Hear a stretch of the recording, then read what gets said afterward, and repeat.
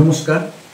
বৃষ্টিমুখর সকাল, আর সেই বৃষ্টিমুখর সকালে আপনারা দেখছেন শেষের কবিতা সুন্দরবন ইউটিউব চ্যানেল। একদম সুন্দরবনের প্রত্যন্ত অঞ্চল থেকে আমরা এই ভিডিওটি আপনার সামনে তুলে ধরছি। আজকে আমরা তুলে ধরছি সেই ভিডিও, যে ভিডিওটি West Bengal state university CBCS syllabus অনুসারে বাংলা অনার্সে CC8 যাদের পরীক্ষা সাপ্লিমেন্টারি আছে তাদের জন্য এটা আমরা এই ভিডিওটা তৈরি করছি। তো আমরা প্রত্যেকটা একক থেকে 4টি করে প্রশ্ন দেব, তার থেকে 2টো প্রশ্ন তোমাদের অবশ্যই থাকছে। আমরা স্টার মার্কস দিয়ে দিচ্ছি, প্রয়োজন হলে আমরা ডিসক্রিপশন বক্সে আমরা সেই সাজেশনটাও আমরা ওগুলো তুলে দেব। স্টার মার্ক যে প্রশ্নগুলো স্টার মার্কস 3টি থাকবে, সবচেয়ে বেশি গুরুত্ব দিয়ে সেগুলো তোমরা করে যাও, আর কয়েকটা দিন সময় আছে। তো আসি CBCS সিলেবাস অনুসারে বাংলা অনার্সের CC8-এর 2025-এর যে সাজেশান, সেই সাজেশানে প্রথমে তোমার 1 নম্বর একক থাকবে মেঘনাদ বধ কাব্য, মধুসূদন দত্ত।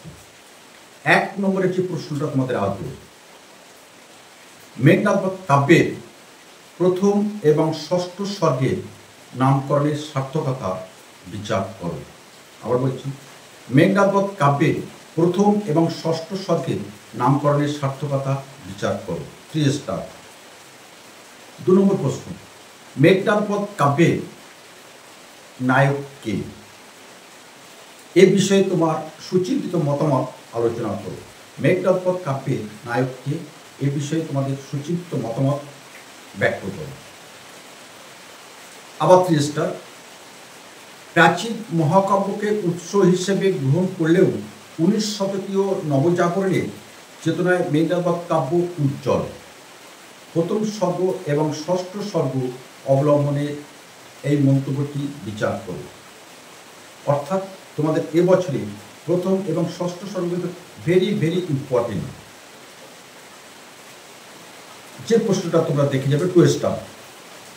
প্রাচ্য ও পাশ্চাত্য পুরাণ ও সাহিত্যে কবি মধুসূদন দত্তের সাবলীল পদসঞ্চার কীভাবে মেঘনাদ বধ কাব্যকে সমৃদ্ধ করেছে আলোচনা করো। এটা ছিল তোমাদের 4টে প্রশ্ন মেঘনাদ বধ কাব্য থেকে। এই প্রথম 2টো করলে তোমাদের 2টোই এসে যাবে, আমরা আশা করছি। আমার অভিজ্ঞতা সেই কথা বলছি। এই প্রসঙ্গে একটু কথা বলে রাখি, বাইরে প্রবল বৃষ্টি হচ্ছে, আমাদের ভিডিওতে কিন্তু সামান্য একটু বাইরে সাউন্ড আসতে পারে, একটু ধৈর্য সহকারে তোমরা দেখে নেবে।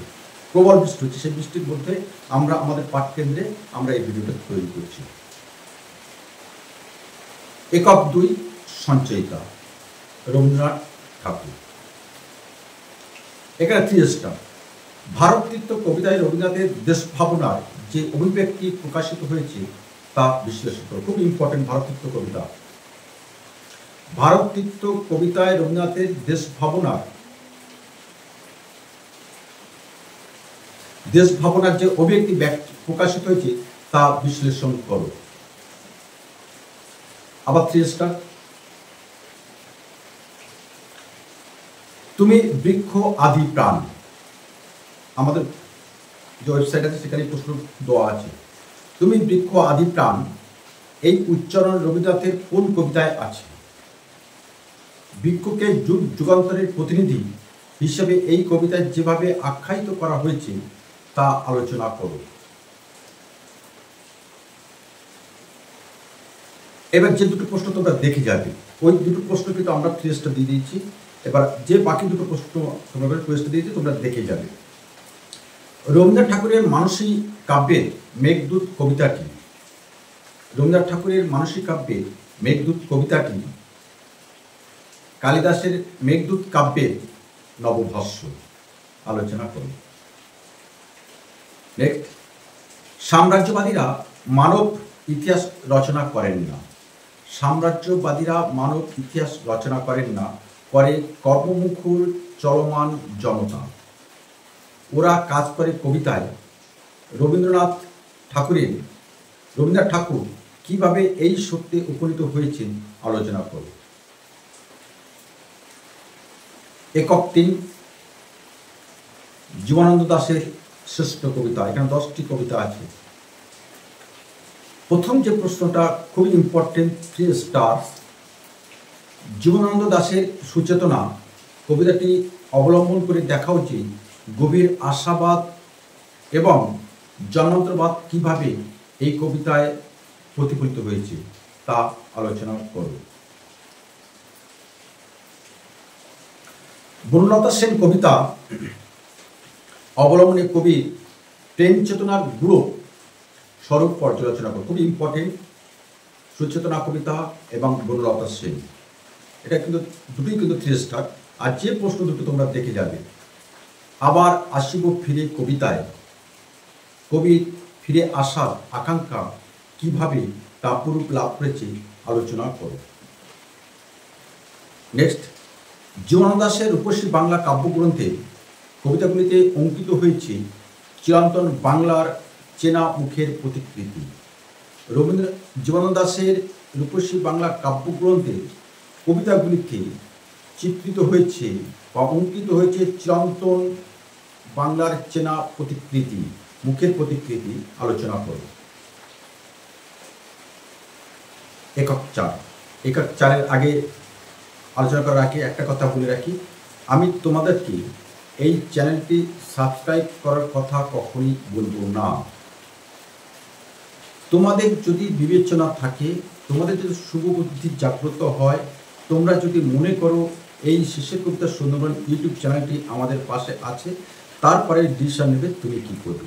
তবে বন্ধুদের মধ্যে একটু শেয়ার করার একটু অনুরোধ করলাম, কারণ আমাদের লক্ষ্য একটাই,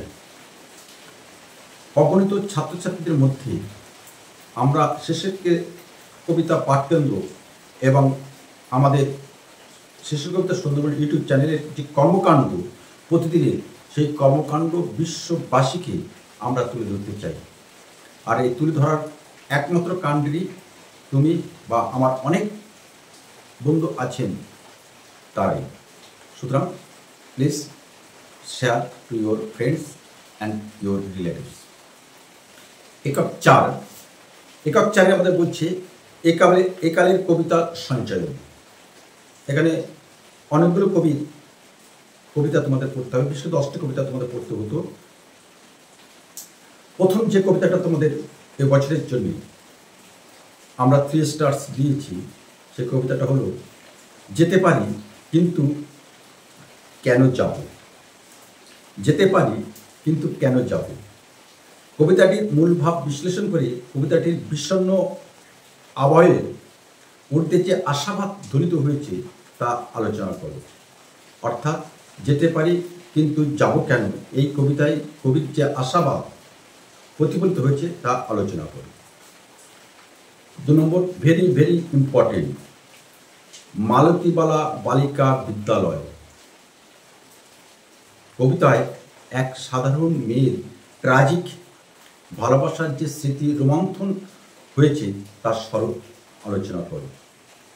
খুবই ইম্পর্টেন্ট, যেতে পারি কিন্তু কেন যাব এবং মালতীবালা বালিকা বিদ্যালয়, খুবই ইম্পর্টেন্ট।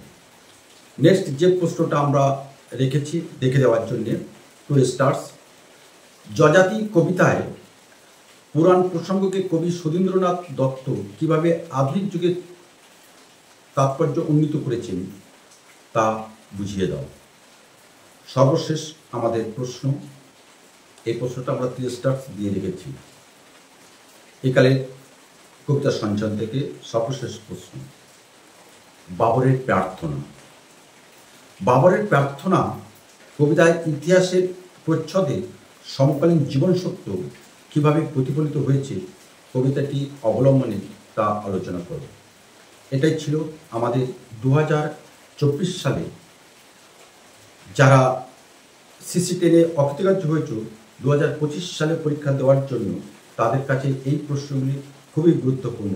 আমরা কথা দিচ্ছি এই প্রশ্নগুলো করে গেলে তোমাদের ওভার 100% কমন আসবে। কমনটা এমনভাবে আসবে, আমরা করে দিচ্ছি, প্রশ্ন পেয়ে মনে করবে যে শেষের কবিতা সুন্দরবন ইউটিউব চ্যানেলের প্রশ্নপত্রে আমরা পরীক্ষা দিচ্ছি। তবে আজ আমরা এখানে রাখি, আবার হয়তো এই বৃষ্টিমুখর সকালে বা অন্য কোনো একটা সময়ে তোমার সাথে আমাদের আবার দেখা হবে। তবে যাওয়ার আগে যে কথাটা বলে যাই, আমাদের চ্যানেলের পাশে অবশ্যই তোমরা থেকো এবং বন্ধুদের মধ্যে একটু শেয়ার করে দিও। আবার আসিব ফিরে ঠিক তোমাদের কাছে এই যুগে। নমস্কার।